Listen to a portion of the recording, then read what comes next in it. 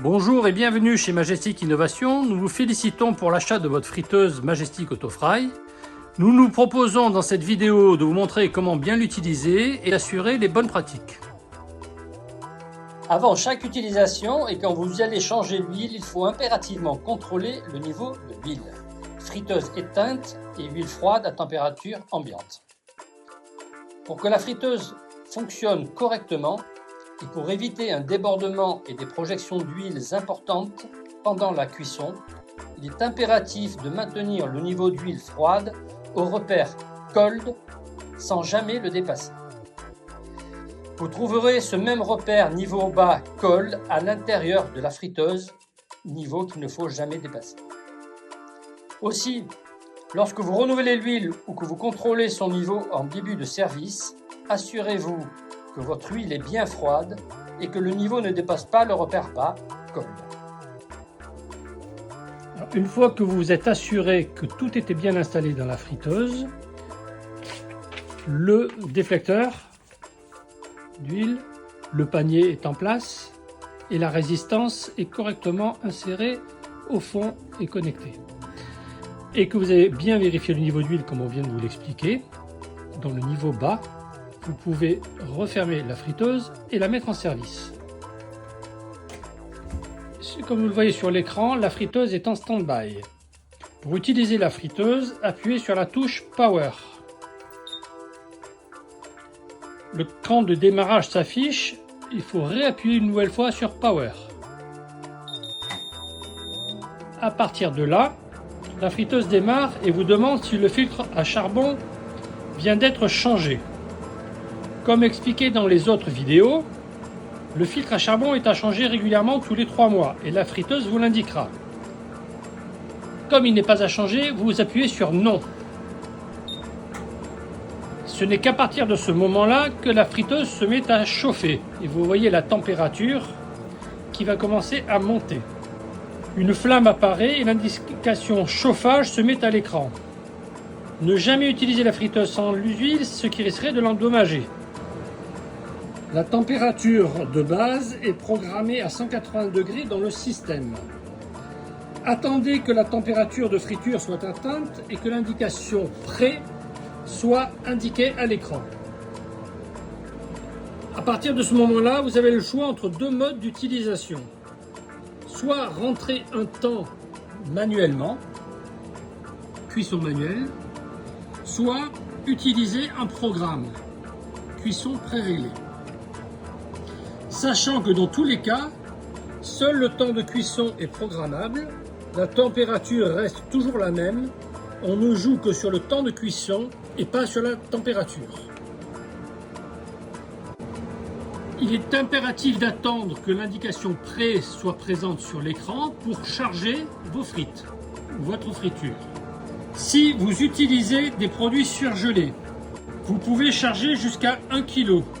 Mais il est impératif de n'utiliser des produits surgelés qu'en sortie directe du congélateur. Il est interdit d'utiliser des frites surgelées qui sont restées à la température ambiante ou qui ont été entreposées dans un frigo, car elles seront chargées d'eau.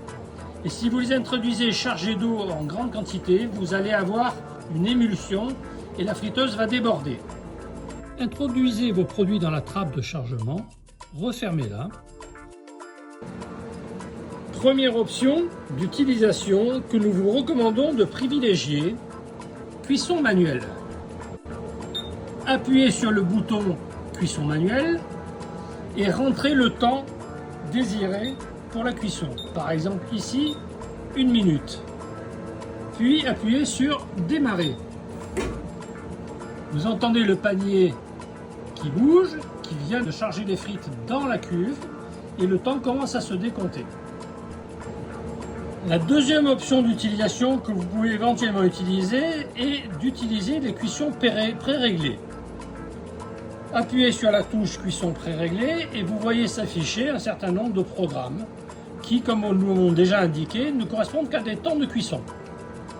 Par exemple, si nous appuyons sur le temps de cuisson des frites, fries, vous voyez s'indiquer la durée de 1 minute. Vous pouvez modifier cette durée si vous le souhaitez en appuyant sur la touche plus 15, ce qui va rajouter, autant de fois que vous appuierez, des temps de 15 secondes supplémentaires. Quel que soit le mode que vous utilisez pendant la cuisson, vous pouvez retourner à votre business. Autofry s'occupe du reste pour vous garantir une friture parfaite. Toutes les 30 secondes, le panier secoue les aliments pour éviter qu'ils ne se collent.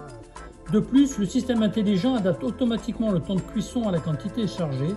Ainsi, vous obtenez une friture idéale et constante, quelle que soit la quantité souhaitée. En fin de cuisson, Autofry égoutte votre friture. La friteuse indiquera alors vidange en cours, ce qui correspond au moment où elle égoutte les frites. Puis distribution en cours, qui correspond au moment où les aliments sont éjectés sur le côté. Une fois que les frites ont toutes été éjectées sur le côté, il faut impérativement attendre que l'écran affiche à nouveau prêt avant d'ouvrir la trappe de chargement pour commencer un nouveau cycle. Ne jamais charger avant que l'indication prêt soit revenue à l'écran. Si vous voulez réutiliser le programme précédent, il vous suffit de rappuyer sur la touche précédente correspondant au programme précédent. Sinon, vous pouvez revenir et aller chercher un autre programme.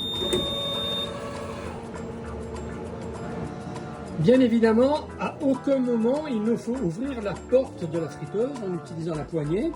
En revanche, si vous voulez en fin de cycle arrêter la friteuse, il faut appuyer sur le bouton off qui vous demande de maintenir pendant 3 secondes. Et à partir de là, la friteuse va automatiquement descendre en température, mais il est toujours totalement interdit d'ouvrir la porte avant que l'indication ne soit indiquée à l'écran que vous pouvez le faire, c'est-à-dire quand la température de l'huile sera redescendue à température ambiante. Bonne frite!